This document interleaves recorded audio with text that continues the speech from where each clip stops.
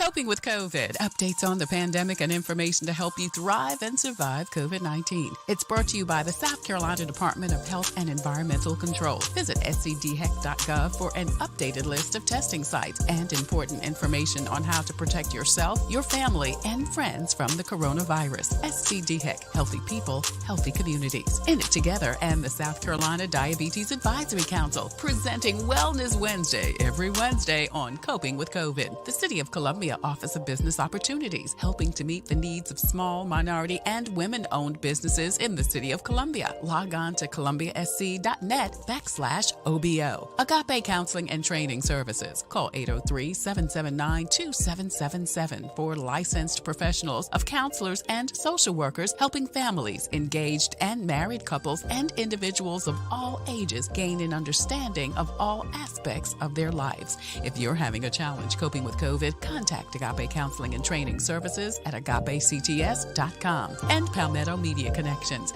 connecting media and communities together. Coping with COVID, brought to you by SCDHEC. In it together, the Diabetes Advisory Council, the City of Columbia Office of Business Opportunities, Agape Counseling and Training Center, and Palmetto Media Connections. Coping with COVID with Tre Tailor. Fight the spread and take a stand against coronavirus. Wear a mask in public. Stay at least 6 feet apart from others. And get tested. Join us and fight the spread. Visit scdheck.gov/COVID-19.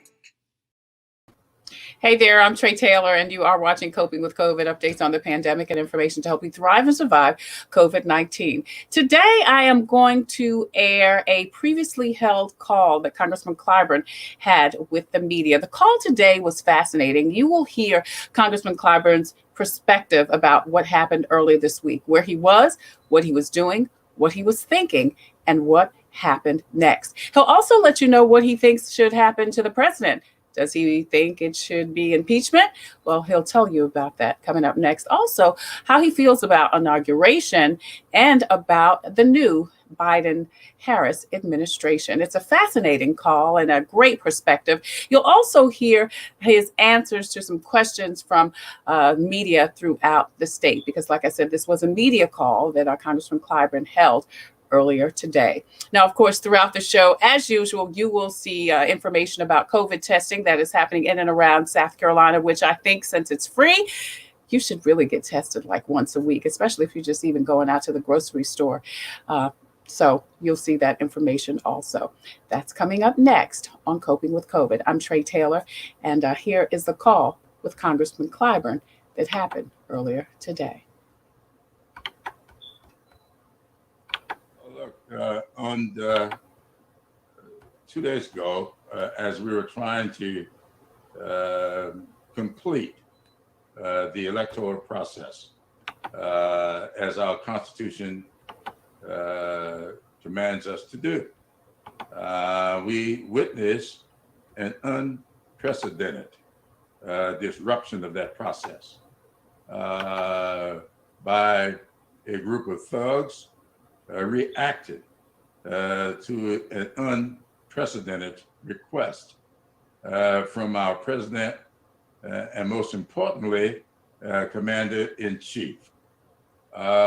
When I started the morning, I started out with my regular whip meeting at 9 o'clock in the morning. And the reason for that meeting was basically to get last-minute questions answered by anybody who would have issues with what we may or may not be called upon to do during the joint session. At that meeting, one of the people I called upon early was Zoe Loughran. Zoe chairs our administration, House Administration Committee. And it's her job as one of the tellers and in that capacity to keep up with all of the forces on the Hill to make sure things were going according to expectations. She was assured by the leadership, the sergeant at arms and the chief of the Capitol Hill Police, that everything was in place I thought for sure that we would see at least the kind of presence we saw during the Black Lives Matter administration when the building was protected from peaceful, and I want to emphasize that, peaceful demonstrators, people who came in peace, not bringing Molotov cocktails, backpacks, firearms, full with firearms, lead bombs. These people came to peacefully protest, and yet the Capitol building was rung with all kinds of shows of force. Now, I wondered about that because as I drove onto the campus around 8:30, I saw nothing like that. I saw people very close to the building, no security on the steps. It was just like it's always been. So it's very clear that there was a total failure of leadership. And I want to emphasize that. It's almost as if they were getting their leadership teachings from the President of the United States. And that is just to avoid the issue and pretend it is not happening. And so I welcome the resignations of the Sergeant at Arms and the Chief of Police. And I think that there needs to be a top-down evaluation of that process. And we need to take a hard look at the people who are in that. It's because those people who know how those offices are situated, you will know that my office, the only place that you will see my name above the door is right off of Statuary Hall in the Lincoln Room. And the Statuary Hall was full of these thugs. Yet, nobody touched that door. They ended up on the third floor where my staff was and where I usually am. And they were up and down the hallway trying to get into the inner room, and they had my office furniture up to the door to keep anybody from entering. So the question to me is, how did they know to go all the way up to the third floor where there is no indication of my presence there and go into that hallway and never touch the door where my name is? There needs to be a thorough investigation into who was communicating with whom. And so that sends chills up and down my. I heard from my chief on yesterday, and he told me that many members of the staff are still rattled. I went by the office on yesterday before I left. Not my laptop, but my iPad is missing. Everything else seemed to be intact, but my iPad, not the frame that it goes into, but it had been removed for some reason. I've got the frame of it, I've got the keyboard, but the iPad is missing. So, and is missing from the part of the office that they were able to get into. And that door has been shattered for some reason. So I think there was something going on here that calls for an extensive investigation. And so I think that we just witnessed an attempted coup. And I'll close with this. If you go back and check, you will find that in 2018, I believe the date was like the 28th or 29th of January. I do know it was the evening before Trump's State of the Union address. I said at that time that this president does not plan to leave office a lot of people gave me a lot of flack because I said that. I've been on some media people and saying that's gone a bit far. I was even asked by Don Lemon that night, are you comparing this president to Hitler? And I said, no, I'm comparing him to Mussolini. I meant that. He should have been compared to Mussolini. And when he came out of the hospital after his battle with COVID-19, walked up the steps to the Truman balcony and looked out over the back of the White House, the next morning I heard it referred by at least two people in the media that he took a Mussolini stance. I caught a lot of flack for saying that 3 years earlier. All I'm saying here is we had plenty of signs that this president will resort to what he has resorted to. Just like there were plenty of signs that there was going to be trouble at the Capitol and security needed to be enhanced. They enhanced it for peaceful Black demonstrators. They had nothing to ward off unlawful thugs who happen to have been white. There's a racial connotation to this, and we all know it. We need to start calling it for what it is and stop hanging around and fooling around with this. This is an attempt by a racist president to do his part to start what would be tantamount to a race war in this country. This is bad stuff. And it's time for everybody to call it what it is. It is time for the Republican leadership to invoke the 25th Amendment. They need to do it. Pence needs to do it. But if he doesn't, we need to impeach. We need to impeach. This president says he wants to be remembered for doing things that's never been done before. He will be remembered. And he should be remembered for being the first president in the history of this country to impeach twice. 1 term, 2 impeachments. Now, I've been informed of another benefit to impeaching. We may not be able to have enough time for a Senate trial. But one of the attorneys who I depended upon and a member of Congress, the chair of a committee, I'll call his name, Bobby Scott, has informed me as of this morning that there's a benefit to impeachment that nobody's talking about. And that is, if a president is impeached, he informs me that that president is subject to removal within 24 hours or with 24 hours. So if we are afraid of this man having his finger on the nuclear button, then the House should do its part and impeach.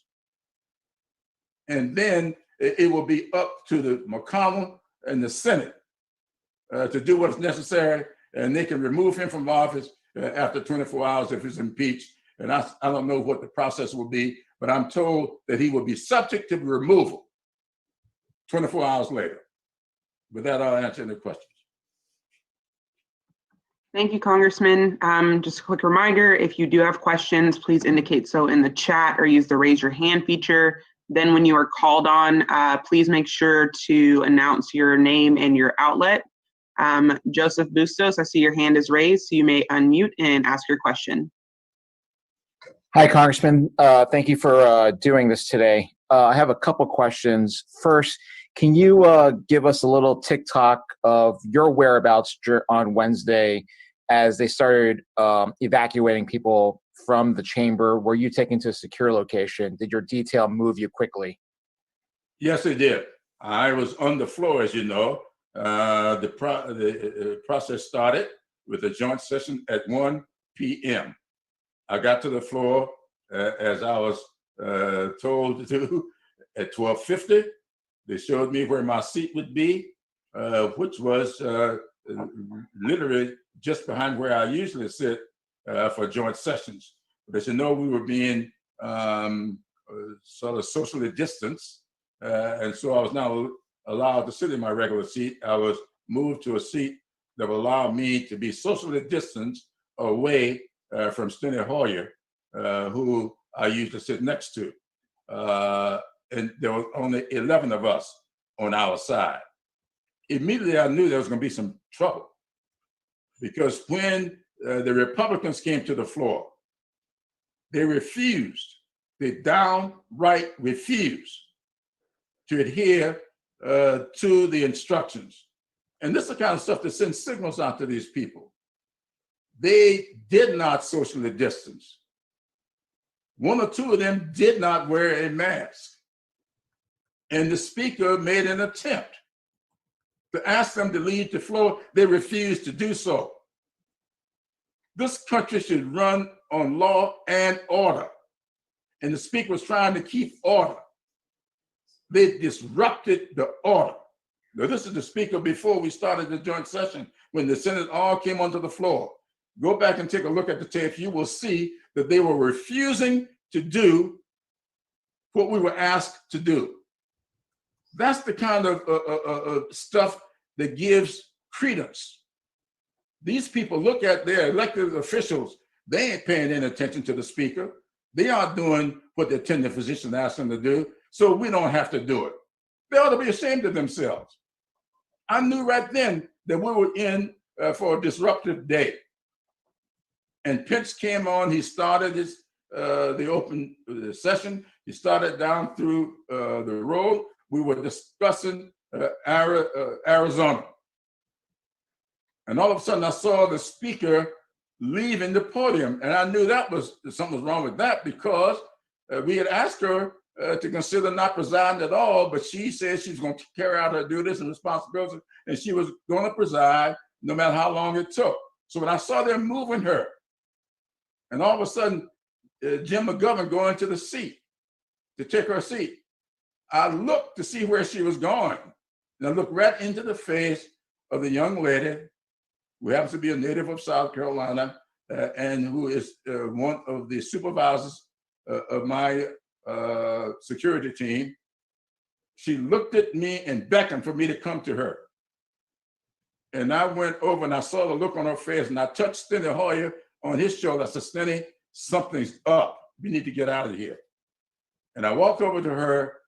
They took me down some places that I did not know exist in the Capitol, and out in an area that I was familiar with, and out to a waiting automobile. Well, I call it my truck. And they whisked me away to an undisclosed location. Now, when I got in the truck, she asked me, she said, the building has been breached. Do you want to go home, or do you want to go to the undisclosed location? I said, take me home. And we started out, after about 2 blocks, she turned to me and says, we can't take you home.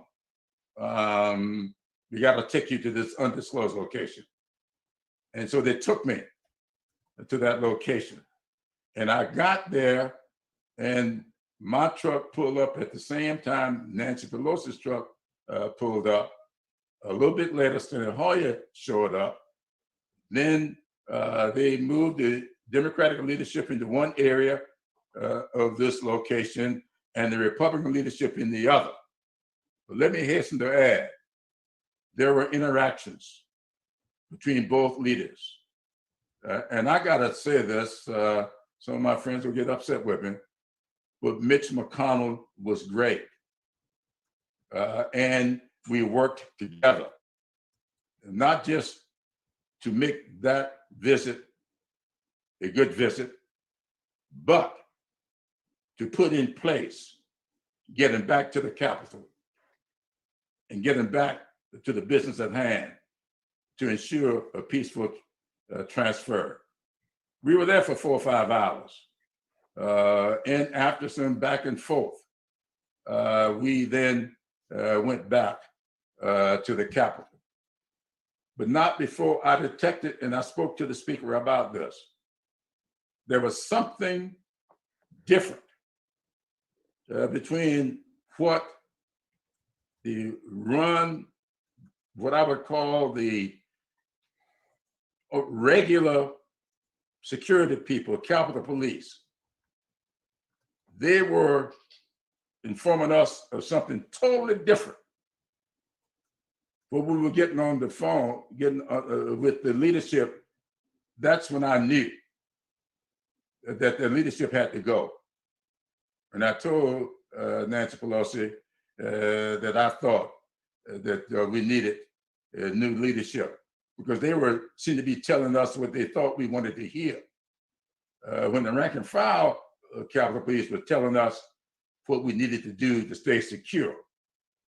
The rank and file had it right. The leadership had it wrong. And 5 of your Republican colleagues from South Carolina voted to uphold the objections.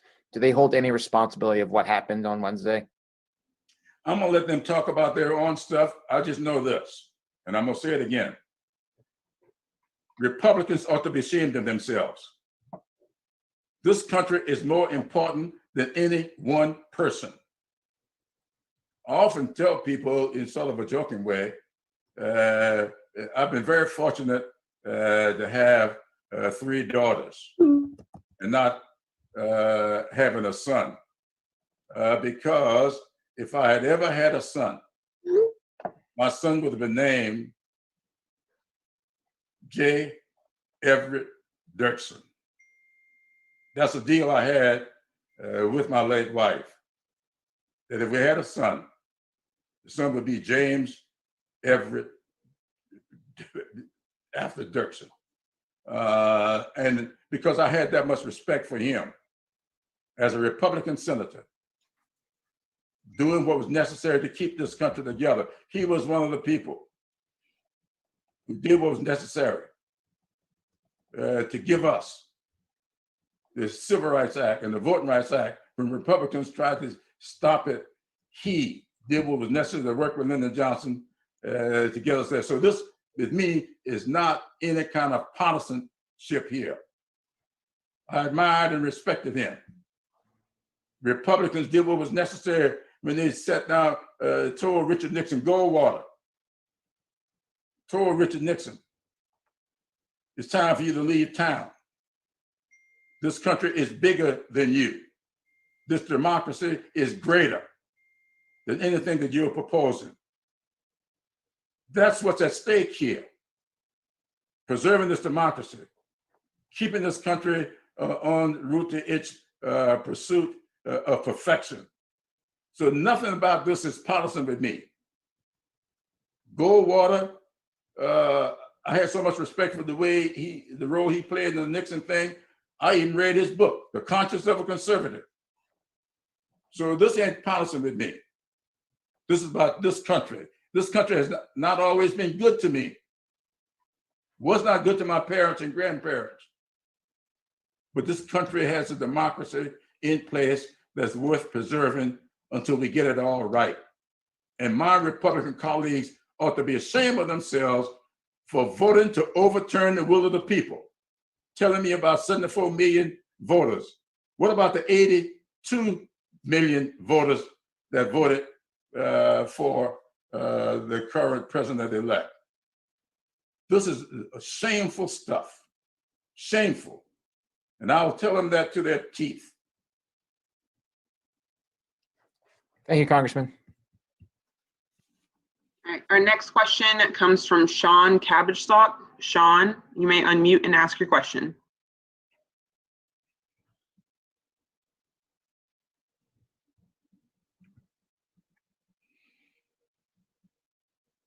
I can see Sean, but I can't hear. Oh, okay, and I can't see myself. Well, I can see you, and I can hear you. Good deal. Okay, Congressman, first off, thank you so much for giving me this opportunity today.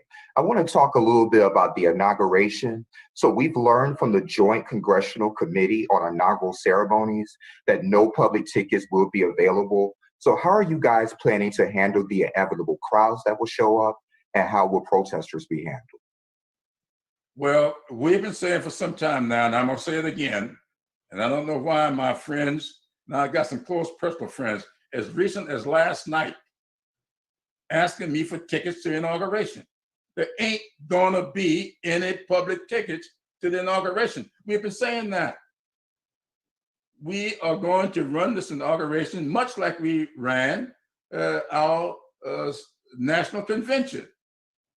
It's going to be virtual. We're going to do what is necessary to preserve as much tradition as we necessarily can. But we had already decided after COVID-19, that there will be no more than maybe 2,000 people allowed in that area where the president and the vice president will be taking their oaths of office. We have been saying that. Now, after this, it may be even less people. So please, I want all my friends here in South Carolina who are so enamored with this new president, let's stay home. It's going to be on television. Stay in your pajamas, get a cup of coffee, sit around and enjoy this peaceful transfer of power.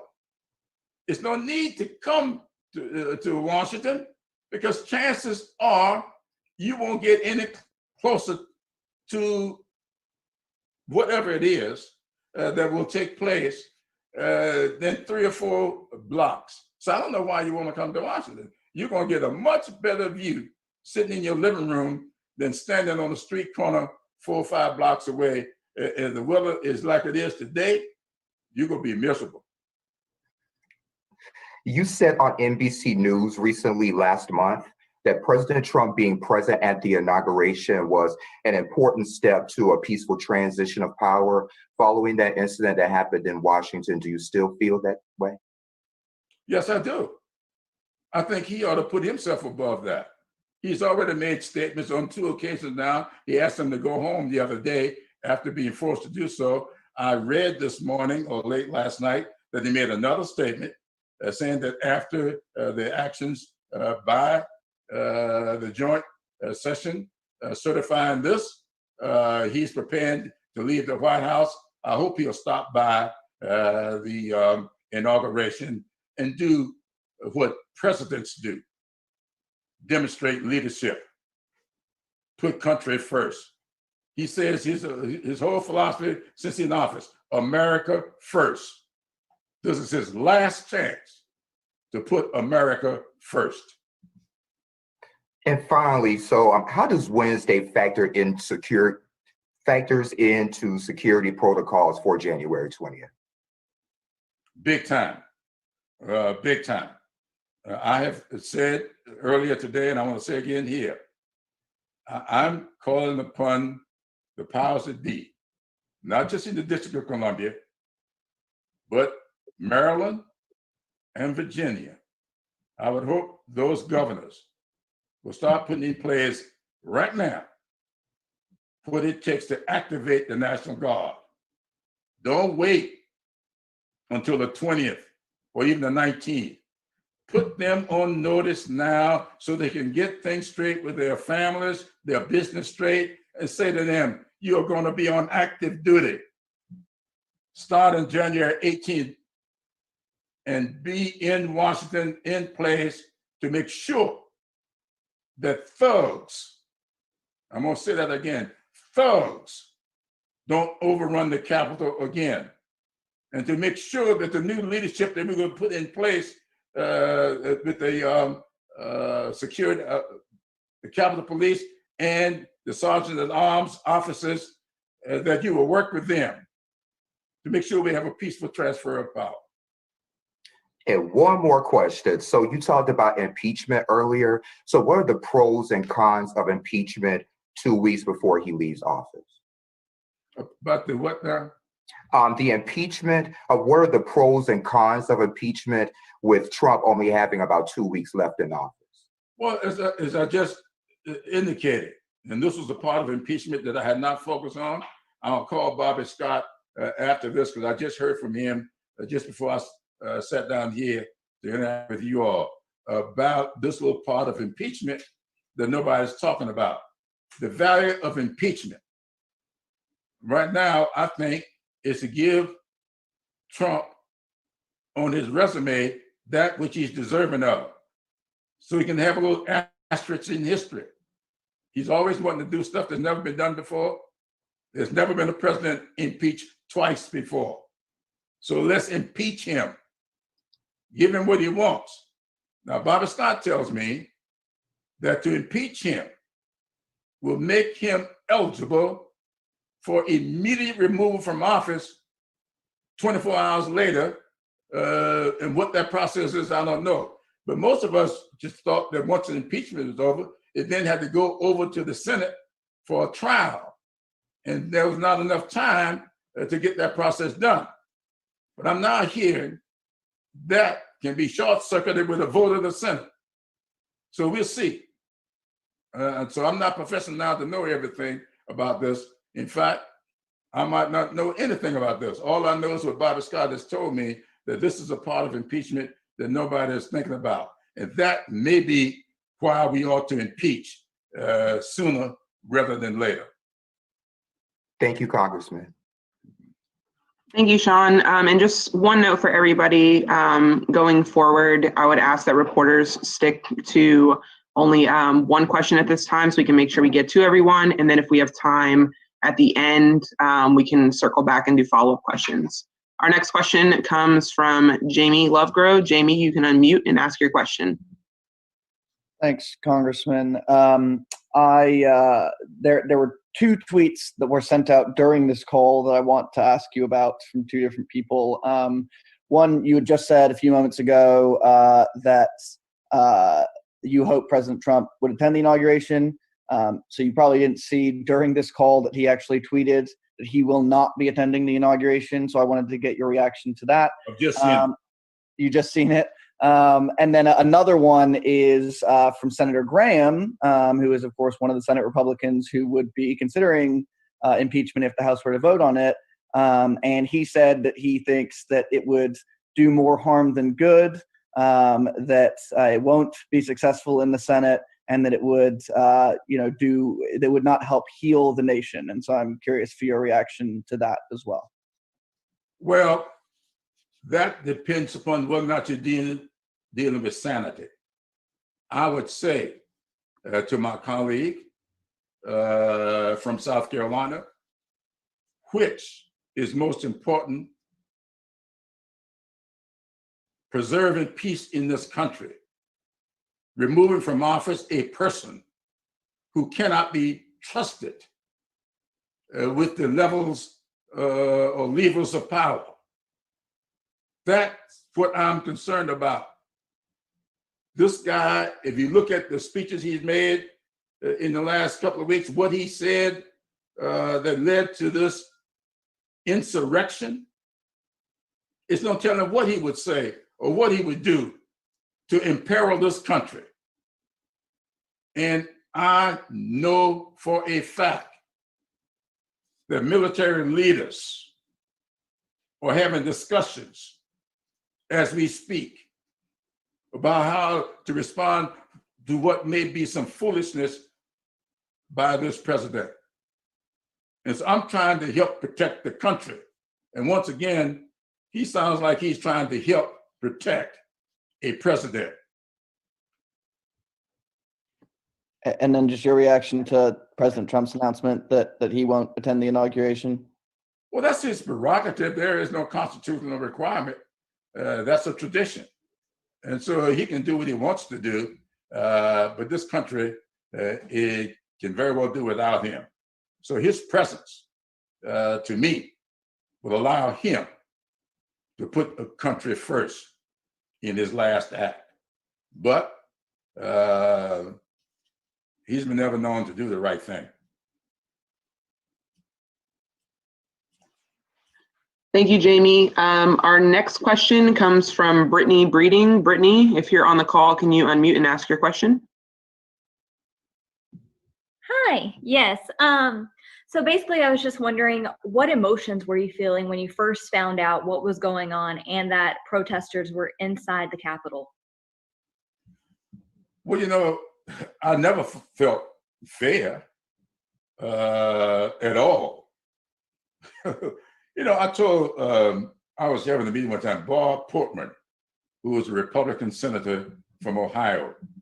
Bob Portman and I have worked together on stuff, trying to do a budget and that sort of thing.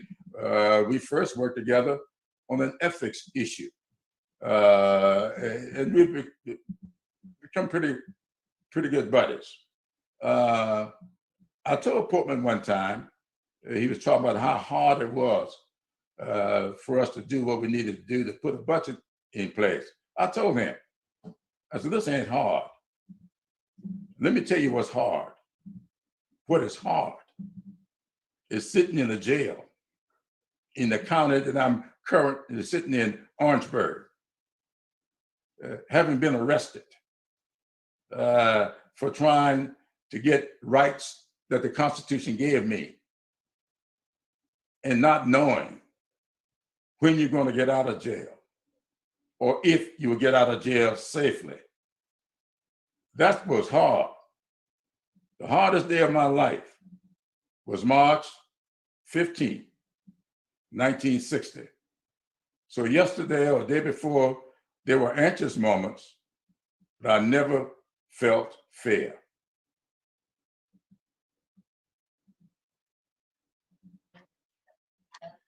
All right, our next question comes from Lana Harris. Lana, you can unmute and ask your question.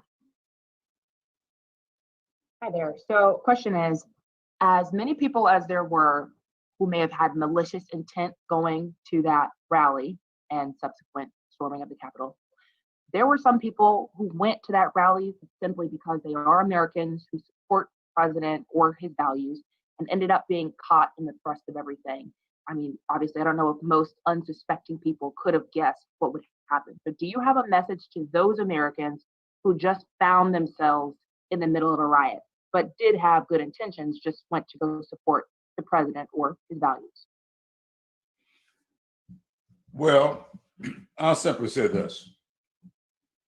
You can support this president without being a part of any effort to ignore the will of the American people. Anybody showing up in Washington at his invitation on January 6th, long time after all the votes were counted, long time after more than 50 court cases were determined that there was nothing untoward about this election, I'm not too sure that you're being honest when you say the only reason you were there was to show your support for this president. Support for what? Can't be for his election. He'd already lost the election. You wanted to show your support for insurrection, which is what he was trying to start? Come on now. That doesn't pass the smell test. Thank you. All right, our next question is from Joanne Merrigan. Joanne, you can unmute and ask your question.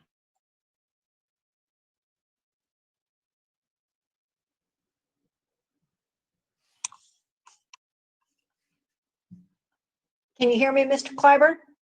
I hear you now. Okay, how are you? I'm okay, how are you? Good.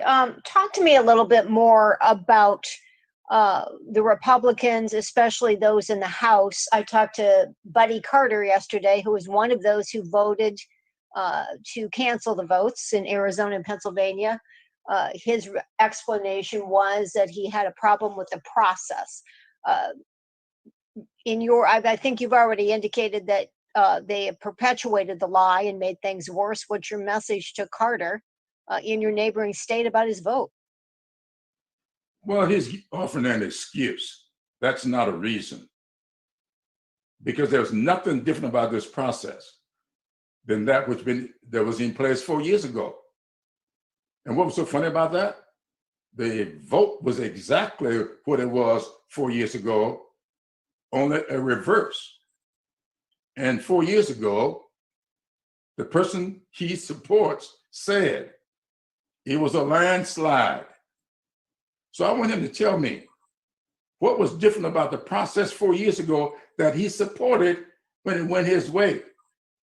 And the process 4 days ago, or let's say 24 hours ago that he is now against. He had a problem with the process. What was different about the process? Absolutely nothing. Thank you. All right, our next question comes from Brody Hart. Brody, you can unmute and ask your question.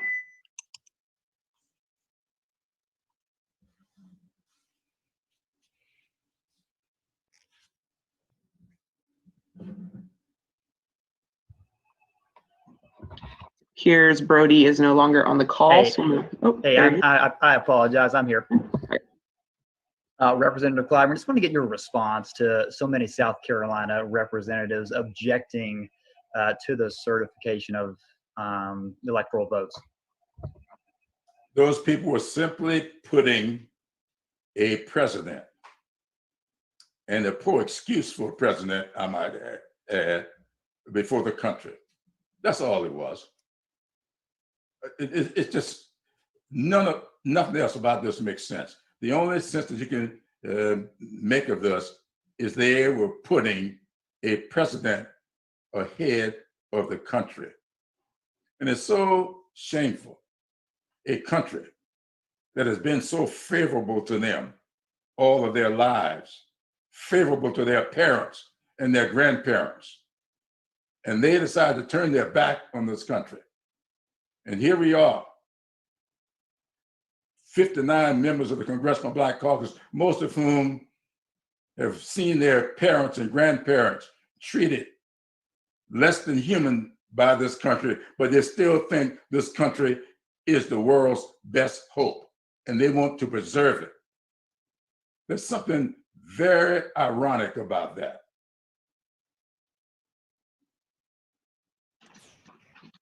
All right, our next question is from Kirk Brown. Kirk, you can unmute and ask your question.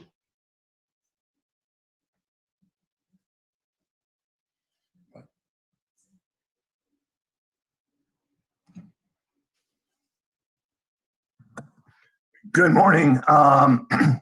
Representative Clyburn has answered the question that I had. I wanted to ask him about the events as they unfolded during the day, but I appreciate you calling on me, and I appreciate the congressman taking time to speak to us today. Thank you. Thank you. All right, at this time, we do have time if anyone has additional questions or follow-up questions. Lana Harris, I still see your hand is raised. Do you have follow-up questions for the congressman? Very sorry. No, I did not put it down. Oh, Thanks. no problem. Jamie Lovegrove, you may ask your question. Yeah, I was just going to ask a follow-up to what you were discussing in terms of the developments that day on Wednesday. So you were taken away.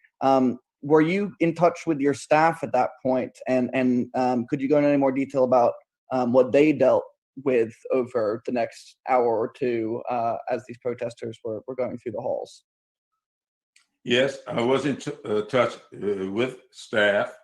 I had to apologize to my daughters later because they could not reach me, and I did not reach out to them in a timely fashion, but they did get in touch with my security detail, and I kept up with them through the detail. But when I did talk to my chief, he's the one that made me aware that they had pushed all the furniture of my inner office to the door, and that they were out in the hallways of the door and trying to get in, but they kept them out by having all the furniture stacked at the door. So I didn't get into a lot of detail with them. Just wanted to make sure that they were all right, and they told me that they were. And I assured them that I was okay, and to inform my family members that everything was okay. But I did not want to run the risk of continuing to call them because, I had no way of knowing exactly who might be listening into the calls and stuff. So I didn't tell my family a whole lot. about what was going on. Was there any moment where you have a detail and you were taken away with other members of leadership and you were taken to this undisclosed location? You can see on the feed that while you're taken away, obviously most of the rank and file members of the House are left in the chamber, while all of this is going on. Were you at any point genuinely concerned about either your own safety or those of the rest of your colleagues? I'm always concerned about the safety of the rest of my colleagues, and I was in that instance. I did communicate with the chairman of the Homeland Security Committee, Bennett Thompson, who was in the chamber, and I asked him why he didn't. He told me they were asked to stay inside the chamber, and they were locked in, and I suspect that meant that intruders were locked out. So he told me, because he was up in the balcony where visitors usually sit, because of Nancy Pelosi making sure that we socially distance. She had members, there were only 11 of us on the floor, but there were other members up in the balcony doing what the attending physician asked us to do.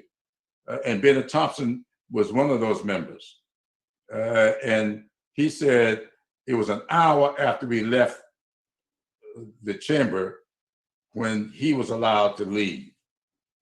But he never told me that he ever felt in danger. But when he left, he started telling me about his experience as they led him out of the building. And it turned out that that area and that route that he took was the same route that I had taken earlier. Because I was telling him later in the evening about being in a part of the Capitol I never knew existed. Because I was in a part of the Capitol I didn't know existed either. And when he started telling me about his experience, it was the same experience I had. So I'm going to say once again, the Capitol Police did their jobs. They were great. They got us out of there. They got us to where we needed to be. They did their jobs. It's a shame they didn't have better leadership. Thanks, Jamie. Our next question is from Heather Gale. Heather, you can unmute and ask your question. Heather's actually the boss. This is Nick Papantonis, who I work for her. Congressman, I had a question looking forward to you. I should probably show my face so you can see me. I had a question looking ahead. The democracy has been tested this week in the last few months in a number of different ways, which leads to the question of, are there any reforms or laws that in your mind will need to be examined and possibly passed, even some rising to the level of constitutional amendments that we could be seeing in the next few years? That's an interesting question. I do think that we need to do as we did after 9/11. After 9/11, we put together a commission to take a hard look at things that might need to be done or undone. And they came forth with some stuff that was really, really good. I think that this is something that we need to take a hard look at. What was it, 1952, 53, when we had an invasion of the House? In fact, there's still bullet holes in the chamber. I believe it was a disagreement that I believe it was some insurgents, some activists. It might have been from Puerto Rico. I forgot now exactly what it was back in 1952 or 53. And things were put in place as a result of that. But you know how things happen. As time goes on, things tend to wane, and sometimes you get comfortable with the process and you let your guard down. And I think that's probably what happened with this on the day before yesterday. I think we've gotten a little too comfortable. All you got to do is look at the videos. There were people who were let in the door. Unless those videos doctored. I saw people opening the doors for people. I saw people outside moving the barriers and waving for these people to come onto the grounds. I saw videos or pictures of security, Capitol Police taking selfies with some of these people. What is that all about? That's getting too comfortable. That's getting too comfortable. I don't know how that could even be allowed. How could they allow themselves to get put in? That is getting too comfortable. And just a quick follow-up, sorry, on a broader scale, has there been any discussions of any reforms just based on the last few months in general? Oh yes, we've been having discussions on reforms, not just about what may or may not have happened 2 days ago, but especially about how this president has been conducting himself. Absolutely, there needs to be reform. If you remember, you probably don't remember when, but from your studies, that the transition used to take place way down in March. And because of some issues, they moved it back to January. This may still be too long. We have in many other countries, you have an election one day and power change within 24 hours. It may be it's time for us to take a look at whether or not we got too much time going between the election day and the change of power. There's no reason for us to have this done immediately after recounts are over. And maybe we need to take a look at that as well. It's just like when the new session begins. Right now, the new Congress must be sworn in on January 3rd. And this year that meant we all had to get back to Washington in order to be sworn in on Sunday. We could, by legislative action, postpone that for a couple of days. But everybody was afraid of doing that for fear of what this president may or may not do in those couple of days when we were waiting to install a new Congress. We got to look at all these things. We live in a new world now. This world is different. So many things that we do were pre-internet and social media. We've got to look at the fact that we now live in a soundbite world where a lot of people believe everything they see and hear. I remember when I was growing up, you'd ask people, man, where did you get that from? Well, it was in the paper. Well, you know, I used to be in that newspaper business too. And so I know how headlines are written. And they ain't always written about what's in the story. It's about what will attract attention. And these kind of headlines that go out on social media, a lot of it is to attract attention, not to inform. And so a lot of people are getting their information from stuff that's there to attract attention, but not to inform. So we got to look at all of that now. This is a new world, and we got to really get serious about upgrading a lot of our procedure and probably modifying a lot of our laws and putting in place some new laws.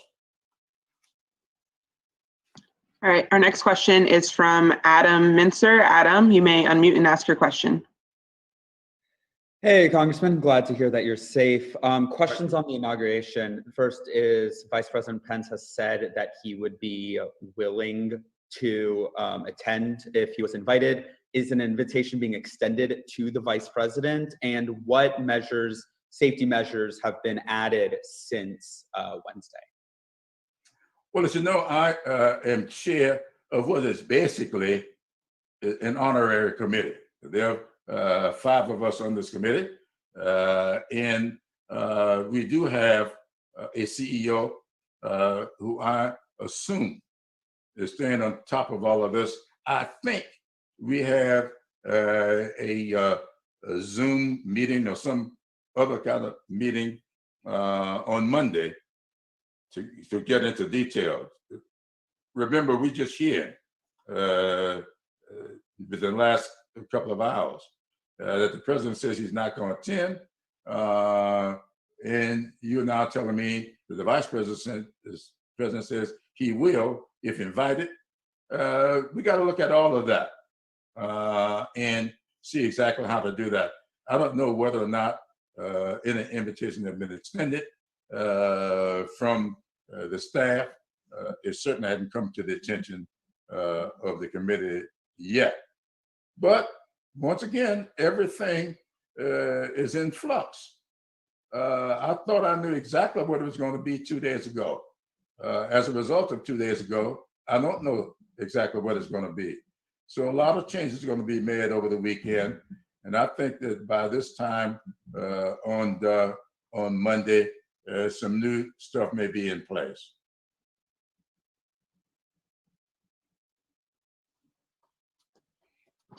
Thank you, Adam. At this time, Congressman, it does not appear that we have any more questions. So if you have any closing remarks, we can wrap up the call.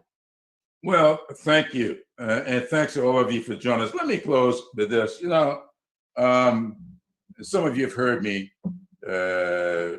make reference to Alexis de Tocqueville. I'm one of the people I'm enamored with in history. And the reason I am so much is de Tocqueville came to this country back in the 1830s to study our penal system. And while here, de Tocqueville said he discovered a certain magic about the United States of America. And he set out to try to find the source of that magic.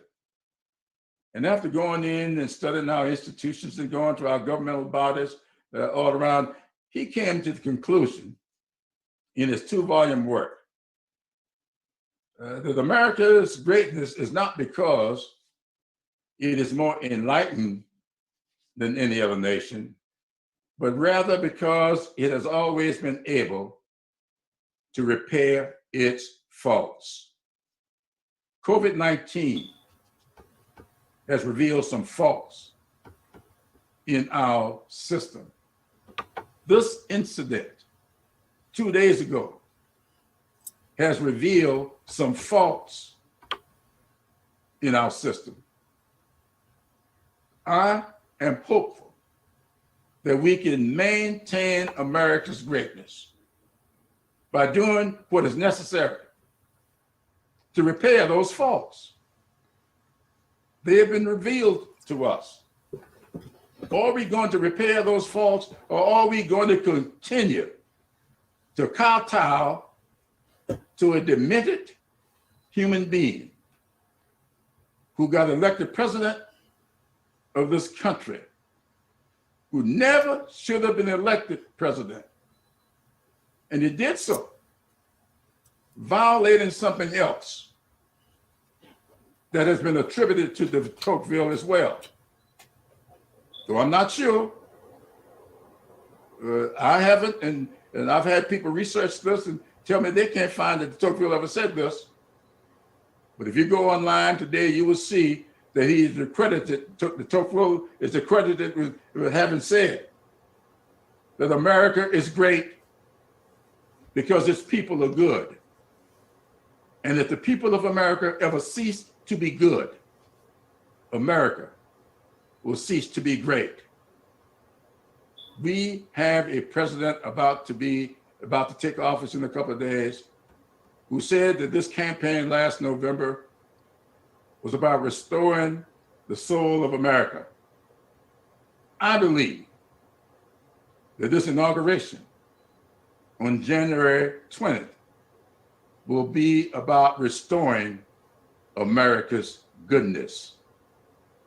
Because I think that if we don't restore the goodness, we are going to lose our greatness. Thank you guys so much. That's Congressman Jim Clyburn from South Carolina. That was a call he had with members of the media earlier today that I wanted you to have an opportunity to listen to. Amazing insight on what happened during the siege on the Capitol earlier this week and his insight on what he thinks should happen. I'm Tre Tailor. Thank you so much for watching Coping with COVID, updates on the pandemic and information to help you thrive and survive COVID-19. Feel free to post and share this information out so we can get the message to the masses. Listen, if you have a story or an initiative that could help someone cope with COVID, please email coping with Tre Tailor at gmail.com. If you have a product or initiative, a product or service that could help someone cope with COVID, do the same. Email coping with Tre Tailor at gmail.com. And we will be glad to highlight you, your initiative, your product, your service. And you can be a proud sponsor, just like SCDHEC. In it together, the South Carolina Diabetes Advisory Council, the City of Columbia Office of Business Opportunities, Agape Counseling and Training Center, and Palmetto Media Connections. I'm Tre Tailor. Coming up next week on Coping with COVID, our Wellness Wednesday segment, which is sponsored by In It Together SC and the South Carolina Diabetes Advisory Council. We're going to talk with some healthcare workers on the front lines and see how they are reacting not only to the virus, but also to the vaccine. That's coming up next week on Coping with COVID. Thank you all so much for watching. Thank you, Angela Patterson. I appreciate you.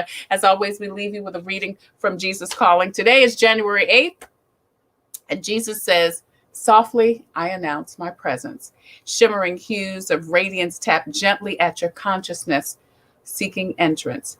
Through I have all power in heaven and on earth. I am infinitely tender with you. The weaker you are, this is good, the more gently I approach you. Let your weakness be a door to my presence. Whenever you feel inadequate, remember, I am your ever-present help." He's your help when we are weak, y'all. Hope in me, and you will be protected from depression and self-pity. Hope is like a golden cord connecting you to heaven. The more you cling to this cord, the more I bear the weight of your burdens. Thus you are lightened. Heaviness is not of my kingdom. Cling to hope, and my rays of light will reach out to you through the darkness. That's your Jesus Calling for today, January 8th. Until the next time, I wish you peace and abundant blessings. Have a great weekend. Tomorrow, we're actually going to play a show about a biking group that is doing some great things in our community. So check that out tomorrow at 2 o'clock and throughout the day. Until the next time, like I said, I wish you peace and abundant blessings, and encourage you and remind you to please social distance and wear your mask over your nose and under your chin. Blessings, y'all. Coping with COVID, updates on the pandemic and information to help you thrive and survive COVID-19. It's brought to you by the South Carolina Department of Health and Environmental Control. Visit scdhec.gov for an updated list of testing sites and important information on how to protect yourself, your family, and friends from the coronavirus. SCDHEC, healthy people, healthy communities. In It Together and the South Carolina Diabetes Advisory Council, presenting Wellness Wednesday every Wednesday on Coping with COVID. The City of Columbia Office of Business Opportunities, helping to meet the needs of small, minority, and women-owned businesses in the City of Columbia. Log on to columbiasc.net/OBO. Agape Counseling and Training Services. Call 803-779-2777 for licensed professionals of counselors and social workers helping families, engaged and married couples, and individuals of all ages gain an understanding of all aspects of their lives. If you're having a challenge coping with COVID, contact Agape Counseling and Training Services at agapects.com. And Palmetto Media Connections,